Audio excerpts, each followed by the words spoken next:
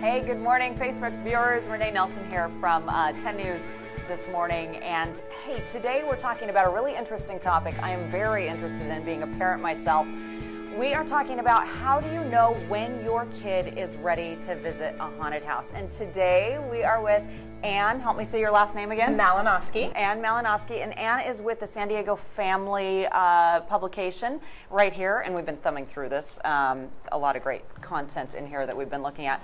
This is kind of an important conversation and how timely it is right now. And I'm sure there isn't just one clear answer, but maybe clues?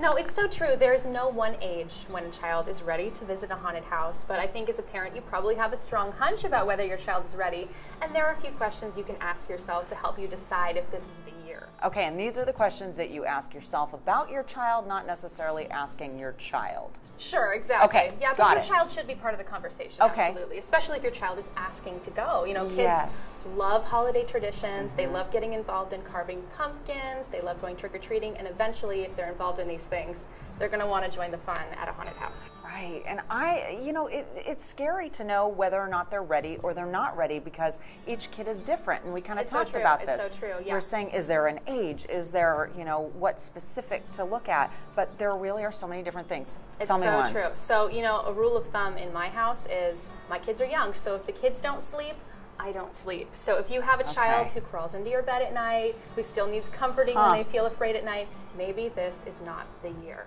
Okay, interesting. So if you've got a kid that already displays signs where maybe something could be bothersome to them, seeing something that was, like a haunted house, then maybe that's a clue for you.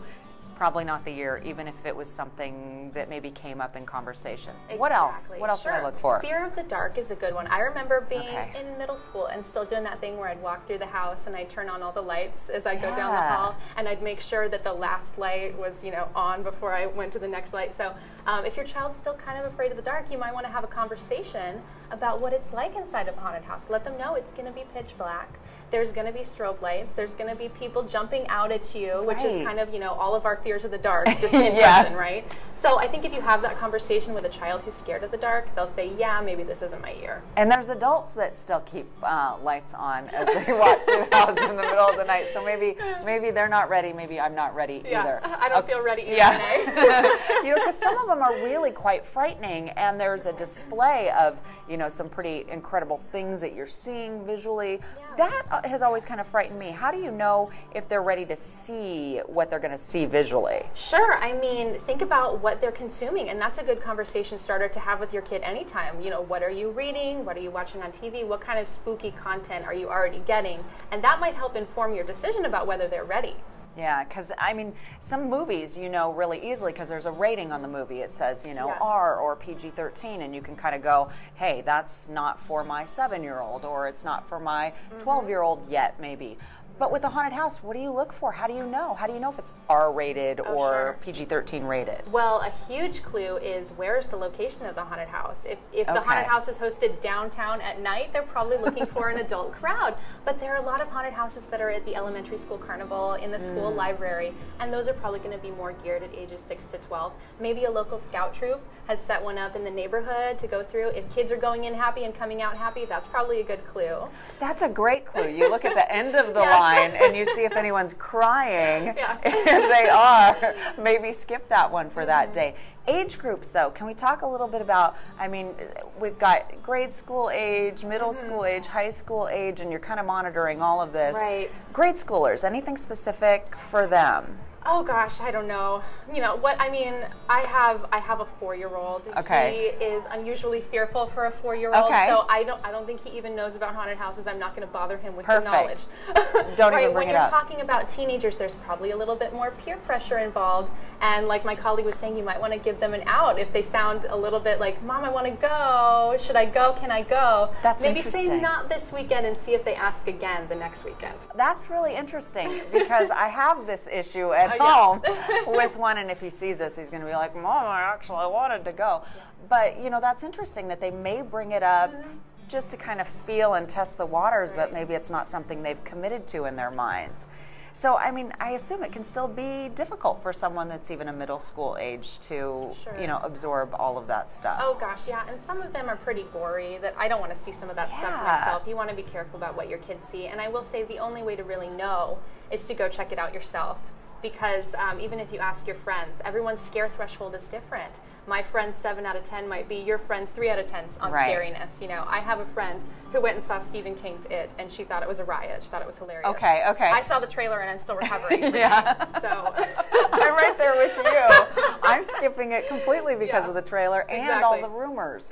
So, but then some of the people, you're right, either find it, you know, fun or hilarious, and find the gore or the scary part funny anyways. Right, but if your kids decide that this is the year, I do have a few tips for you. Okay, yeah. Things to know about going inside, that the haunted house is trying to push people through the house quickly. Okay. So they're not going to scare you from the front, because then you might back up.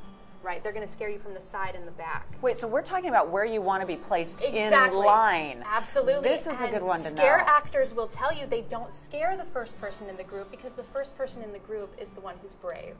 Right, so it's more fun to scare the person who's hiding in the back, who's going to scream the loudest. So if you're the one covering your eyes, be in the middle somewhere. Yeah, or lead the group and be brave for 5 minutes, knowing it's the guy behind you that's really going to suffer the consequences. And another thing you can tell your kids is they're not going to touch you, they're not going to grab you. That's a huge liability. So you don't have to be afraid of the people inside the house who are there to scare you actually grabbing you. And we know that for sure. Right, yeah, they're not going to do that. Okay, I've always worried about that, you know, because if you're sending your little kid into a haunted house. Yeah, not to worry. Okay, so those are great tips. And we are on Facebook Live right now. Hey, if you guys have any questions for Anne right here, let us know. We'd love to hear your comments and your questions, and we can definitely take those from you. I'm going to refresh my screen here a little bit, so hopefully I can see some of your comments. But interesting information.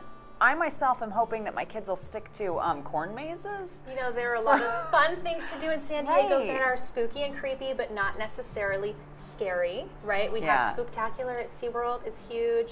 Beaumont Park, they do crafts and costume contests, and nobody's going to scare the kids. You know, Balboa Park does an annual event where they actually drop a pumpkin from the Air and Space Museum roof, which is so fun to watch. I mean, that's cool. Yeah, there's plenty to do in San Diego if your kids aren't quite ready for the scary events. Okay, that's good to know. But hey, if your kids were ready, tell us, what age were they ready? I'm really interested to see. I've got a 7-year-old and a 12-year-old at home. They both think they're ready. Of course, I'm on the fence, but I'd love to hear, you know, when you guys thought they were ready. And we do have quite a few people with us. Thanks so much for being here. Peter Lynn, great to have you here with us this morning. Good morning. Jesse, good morning. Larry, good morning to you as well. And guys, seriously, what age? What's too young? What's too old? And like Anne said, there isn't a specific age that we're talking about.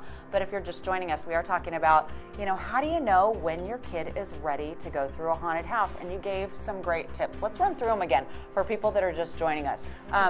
One way to tell is they can't comfort themselves at night if they get scared. They need your help and comfort. That's a good sign that you're going to get some crummy sleep if this is too scary. Okay, and no parent wants crummy sleep. Exactly. And the other one? The other idea, if they're afraid of the dark. It's pretty dark in there.